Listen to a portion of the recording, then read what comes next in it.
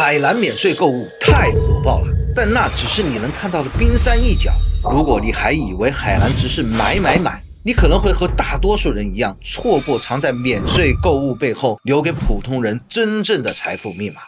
说到海南，你的脑子里是不是立刻蹦出两个词：免税、机遇？然后你看到了封关的消息，看到了免税店排长队，但静下心来环顾四周，却没看到这机遇到底和自己有什么关系。那么接下来我会用数据和事实告诉你，人人可见的免税购物热潮只是冰山一角，而在海面下才是海南留给普通人真正的财富密码，更是一场关乎国家经济转型、消费主权争夺的大棋局。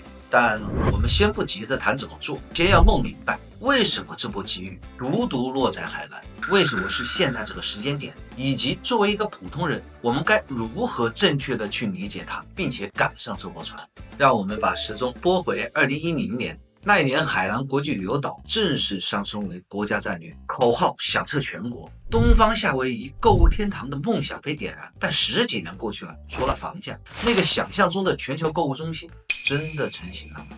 数据不会骗人，那些年里海南的社会消费品零售总额增速并没有出现传说中的一飞冲天，甚至很多时候还跑不赢全国的平均增速。那些期待中的国际品牌总部、高端产业集群也没有大规模的到来。所以国际旅游岛失败了吗？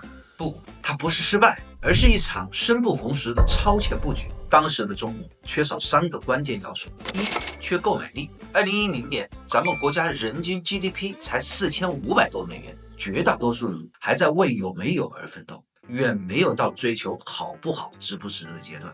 一个愿意为品牌故事和消费体验买单的成熟中产阶层还没成气候。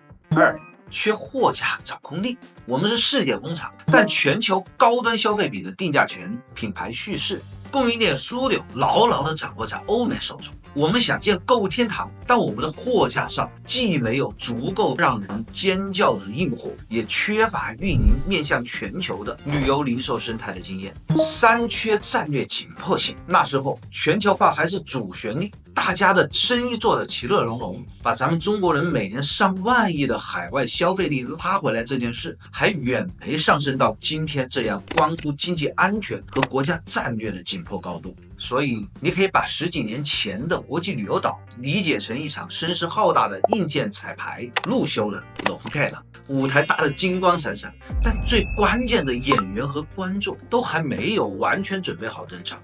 只有理解了当年的未完成，你才能看透今天自由贸易港的必须成。那为什么现在是启动海南的唯一正确时间？第一个词：天时。消费回流已成为国家战略刚需。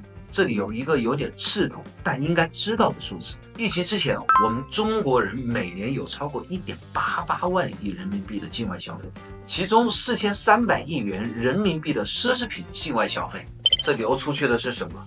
不仅仅是钱，更是背后无数的就业岗位、税收以及一整条高端消费产业链的价值。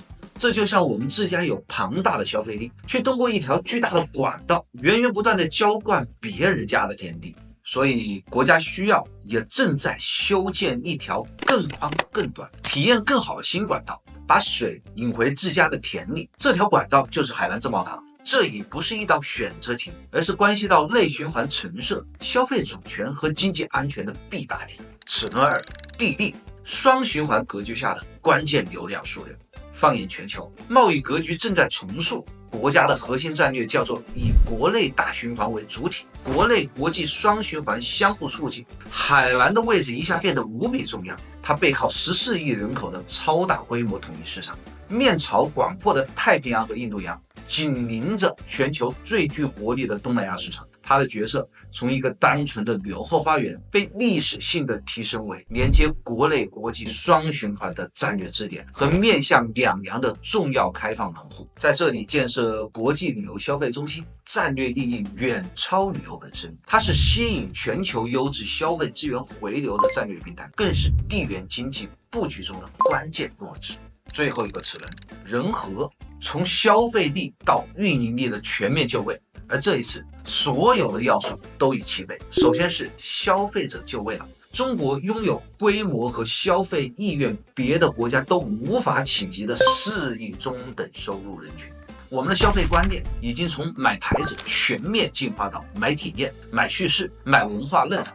其次是供应链和品牌就位了。经过这么多年的发展和博弈，我们的企业有了和全球品牌平等对话，甚至反向运营的能力。我们完全能建设和管理面向全球的消费终端。最后是基础设施与模式也就位了，移动支付到智慧物流，从直播电商到数字化运营，我们能为全球消费者提供一套他们从未体验过的更快捷、更智能的购物体验。这不是简单的政策升级，而是在国家实力、国民需求、全球格局同时抵达一个历史性拐点后一次水到渠成的战略总攻。理解了这一点，我们就能恍然大悟，国家给海南的根本不是普通的税收优惠，而是一套国内独一份旨在完成上述宏大战略任务的特权工具包。这些特权工具每一项都精准服务于销售回流和开放门户的核心目标。首先，敞开国门，入境海南免签国家已达到86个。这不光是方便人来旅游，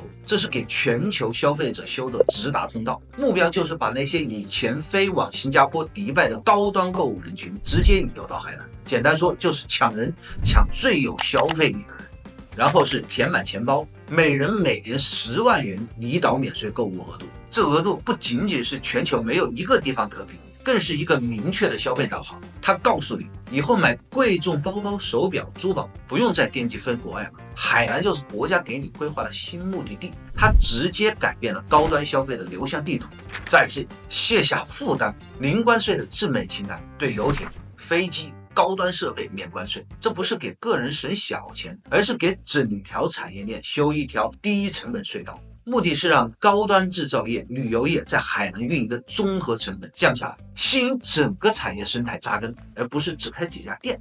最后是打开天空，开放第5、第7航权等，这等于给国际航空货运开了绿灯，免了过路费。目标是让海南成为亚太区域的物流中转站，让跨境电商的货物、新鲜冷链食品能以更低成本、更高效率的从这里飞向全球。所以有了这些特权，是不是在海南做任何跟免税沾边的事都能轻松成功？答案是恰恰相反，政策越好，规则越严。很多满怀期待来到海南的人，最容易犯的错就是以为机会均匀地撒在每一寸土地上，于是拿着旧经验、旧地图闯进来，最终却发现自己连这条系统的接口都找不到，导致钱投了，路却走错了。